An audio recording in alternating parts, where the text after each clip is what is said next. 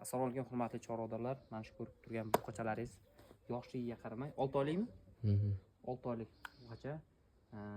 Onasidan ajralgandan keyin turli xil yod jismlarda plyonka, salafan, kanop iplar va boshqa turli xil mahsulotlar yeyilgan hisobga juda ham ahvol og'ir edi. Qorni har kunga shishib ketardi, bechora qiynalardi. Mana bugun hozir operatsiya qildik.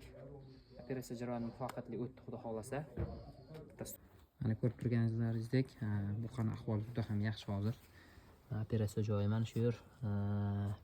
Bundan tashqari ichidan chiqqan ip va kanop iplar mana bunaqangi pastda bir 3-4 kilo ip, salafan va boshqa mahsulotlar chiqdi. Juda ham og'ir, katta. Mana ko'rib turganingizdek, mana shu narsaning hammasi mana shu buqachadan chiqdi. Ukol dorilarni qildik. Har bir og'riq qoldiruvchi antibiotiklar, o'ziga keluvchi ukollar qildik. Hozirda buqani ahvoli qoniqarli, juda ham yaxshi. Inshaalloh chorvasiga baraka bersin. Bu Golshteyn sigirda bolasi bo'ladi.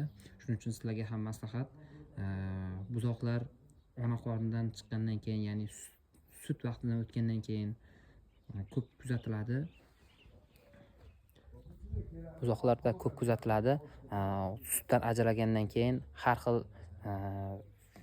plyonkalar, devor yalash, tosh yalash va boshqa yot jismlarda g'ajish kabi narsalar kuzatiladi. Shu vaqtlarda albatta bularga, onasiga ham, bolalariga ham vitamin, minerallar, premikslardan, undan tashqari har xil suyuq yetkaziladigan vitaminlar chiqqan, o'sha vitaminlardan berib borish tavsiya etiladi.